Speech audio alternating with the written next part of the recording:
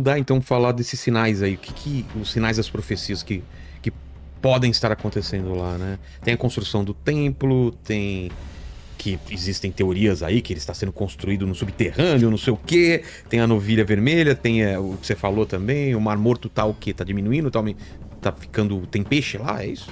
É quase isso, eu vou explicar. O que acontece é o seguinte. Aline, do canal Israel com Aline, em uma das participações mais recentes no podcast Inteligência Limitada, compartilhou sua visão sobre as evidências reais do Apocalipse relacionadas a eventos em Israel. Veja como ela destacou acontecimentos contemporâneos no Oriente Médio, interpretando-os à luz das profecias bíblicas e apontando sinais que, em sua visão, indicam uma aproximação dos tempos descritos no livro do Apocalipse. Aline mencionou conflitos, tensões políticas e transformações geopolíticas em Israel como partes de um cenário que estaria alinhado com as previsões bíblicas sobre o fim dos tempos. Eu posso dizer como quem mora em Israel, o que eu vejo. Que leva grupos que tá sempre lá perguntando sobre essas coisas, né? Imagina. Sim, eu vou dizer que também tem um canal com mais de 2 milhões de inscritos, abre muitas portas. Verdade. Então, assim, eu posso dizer o que eu tô vendo que tá acontecendo e cada um tira suas próprias conclusões. Tá. Eu acho que esse é o meu papel. O meu papel é falar do histórico, do que tá escrito na Bíblia também, que é a nossa base. Muitas vezes, se a gente vai falar do fim dos tempos, do Armagedon, de tudo isso, muitas vezes a gente usa a base da Bíblia. E falar o que tá acontecendo, e aí cada um tira suas próprias conclusões. E Armagedon é uma região lá, né? Um vale. Exatamente, então... Subindo uma montanha, os caras mostraram lá onde é. Exatamente. Armagedon significa literalmente Armegiddo em hebraico original. Armagedon é a versão grega da palavra, mas o original no hebraico é Armegiddo, que significa literalmente um monte de Megiddo. Então, Megiddo é um lugar verdadeiro. Megiddo é uma cidade bíblica que existe em Israel. Eu ia dizer que é patrimônio histórico da humanidade pela Unesco, mas a gente não tá muito de bem com a Unesco. Ah, é? Que é um órgão da ONU também. Mas Megiddo é uma cidade bíblica sobre um monte, então por isso se chama Monte de Megiddo. E quando a Bíblia fala sobre Megiddo, sobre Armagedon, tem na realidade 2 lugares que a gente chama de Megiddo. Tem um monte em si e tem o vale. Quando você via esse vale, né? Exatamente. Quando a gente fala da batalha do fim dos tempos, que está relacionada a Armagedon, que aí é Apocalipse 16:16, se fala do vale que está em volta desse monte. É um vale gigantesco. E o interessante é que o Vale do Armagedon é um dos locais das batalhas mais importantes da história. Já teve batalha lá, então? Muitas batalhas. Até Quais? Napoleão lutou em é? Armagedon. Então, a primeira batalha registrada da história, a primeira batalha que a gente tem escrito o registro Só dela... um minuto, o Paquito tá morrendo lá, cara? Ô, Paquito, você tá bem, cara? Você saiu umas 3 vezes pra ir tossir lá no banheiro, mas eu tô gripado, eu tô indo tossir no banheiro pra não fazer muito barulho aqui. Você tá mal, velho. Sério, meu? Vou buscar tratamento, tá bom. tá? Desculpa, Olívio. Não tem problema. O fim dos tempos pode esperar. É. Então, o que acontece... Você falou do Napoleão, quais outros Então, batalhas? a primeira batalha registrada da história escrita aconteceu em Armagedon.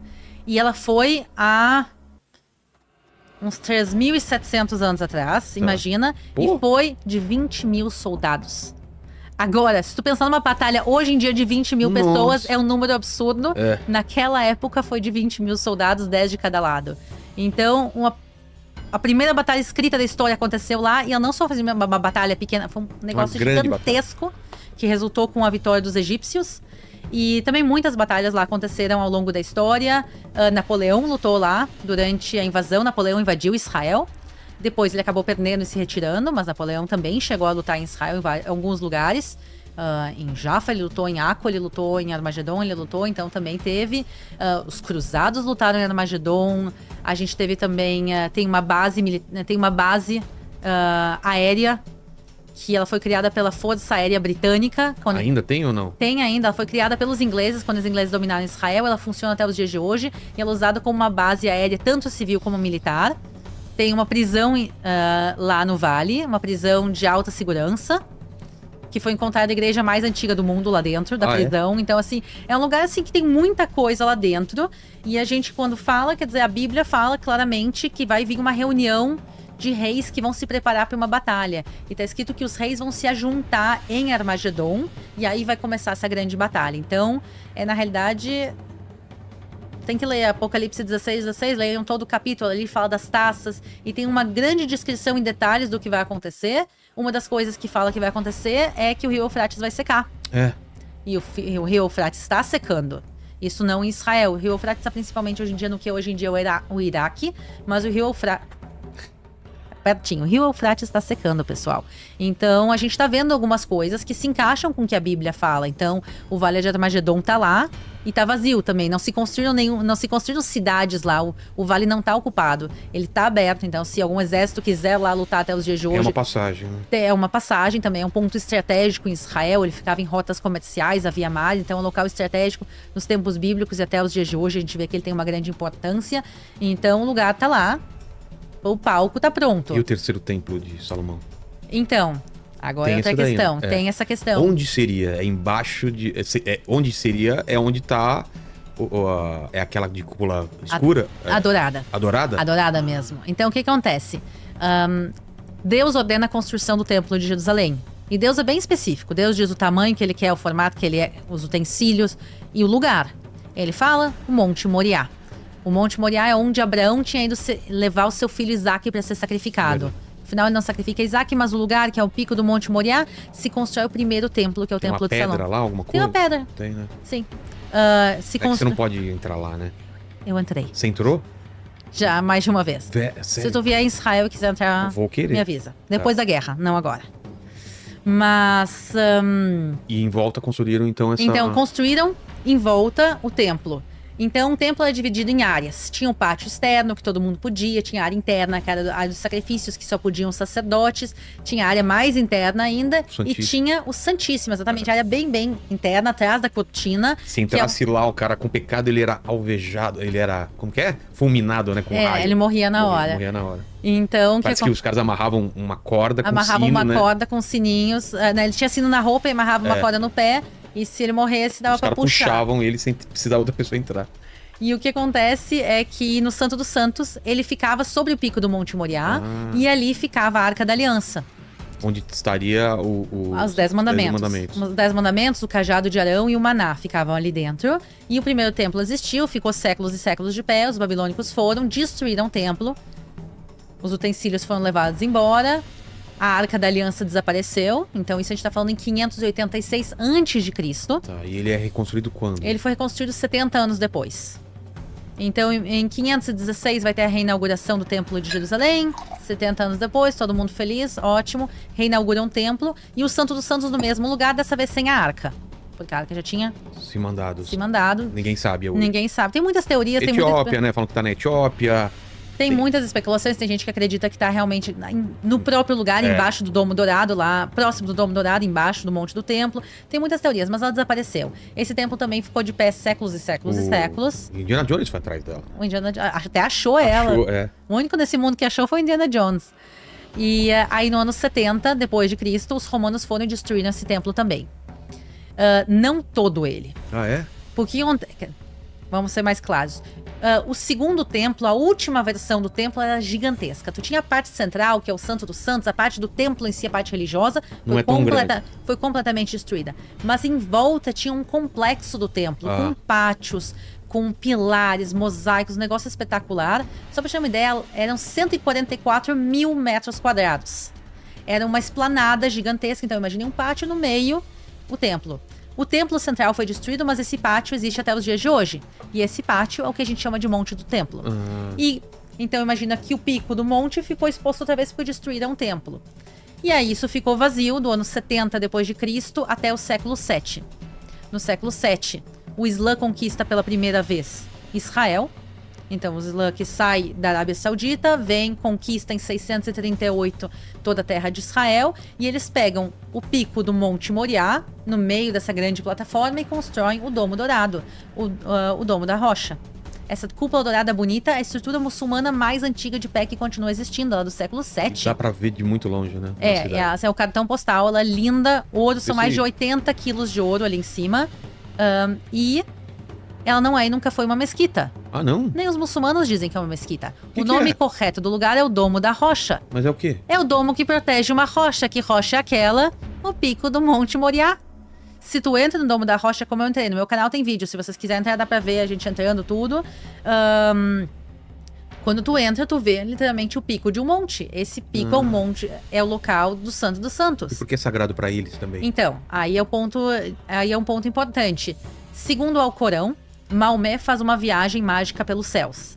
Ele sobe num animal mágico que se chama El Burak, que é o corpo de uma égua branca, o rabo de um leão, asas de águia e o rosto de uma mulher. E ele sobe e faz uma viagem pelos céus, uma viagem noturna.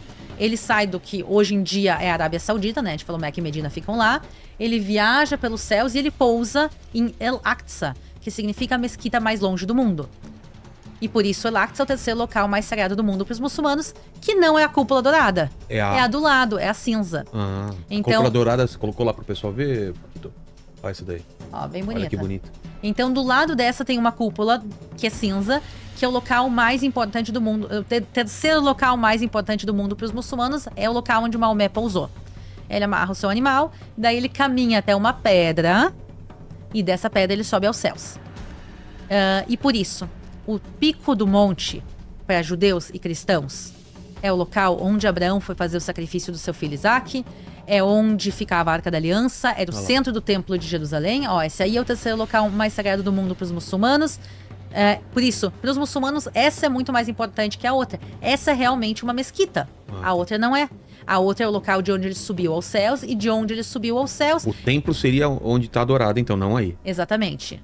Para os judeus e para os cristãos, o mais importante é o local da dourada, para os muçulmanos é o local da cinza. E de lá ele subiu aos céus, e por isso o local também só foi santificado para o Islã. Então a gente está literalmente brigando pela mesma pedra. Entendi. Pela mesma pedra. Se derrubarem aquela cúpula, é treta. É treta. Então, quando a gente fala da reconstrução do terceiro templo de Jerusalém, o terceiro templo tem que ser no mesmo lugar que Deus ordenou a construção do templo. Medidas, igual. Com as mesmas medidas, o mesmo tudo, o mesmo local que é lá. Agora, se a gente derrubar a cúpula dourada, é a Terceira Guerra Mundial instituída. Total. E eu também entendo, porque ali é um local sagrado para os muçulmanos. A gente não aceitaria ninguém destruindo locais santos judaicos. A gente também não pode aceitar destruir locais santos de outras religiões.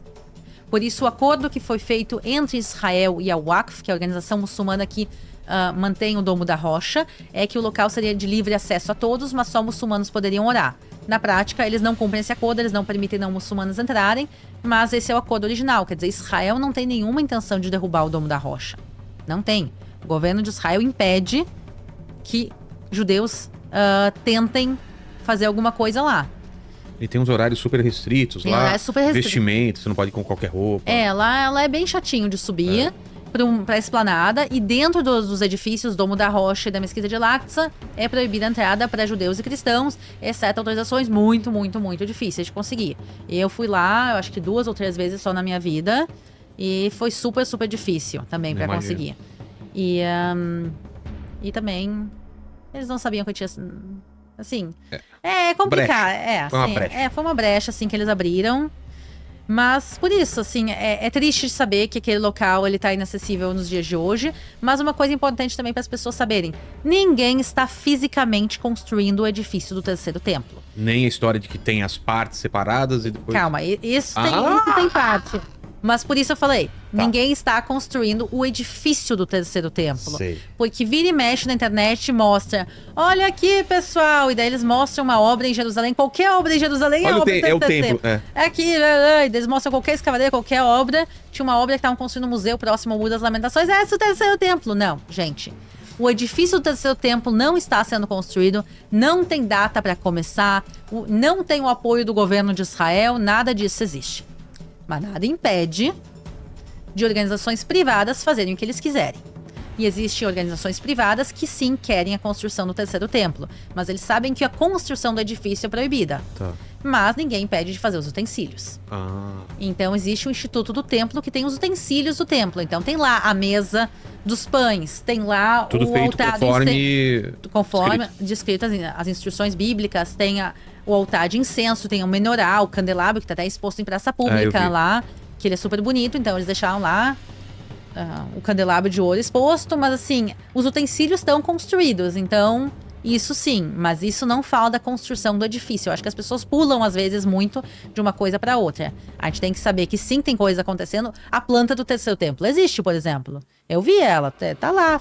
Tá lá no Instituto do Templo, tem a planta bonitinha, as medidas, o arquiteto bonitinho lá fez, eu acho que é Gabriel o nome dele, não lembro o sobrenome. Mas tem lá, tá tudo bonitinho, projetado, pra que se puder fazer, vai ter gente obviamente que vai querer fazer, mas não tem nenhum plano a médio nem curto prazo fazer. Porque se for feito, é uma treta total, né? Eu acho que já tem treta suficiente em Israel nesse momento. Segundo Aline Selkis, a realidade do fim dos tempos está intimamente ligada aos acontecimentos atuais em Israel e no Oriente Médio, que ela interpreta como sinais proféticos do Apocalipse.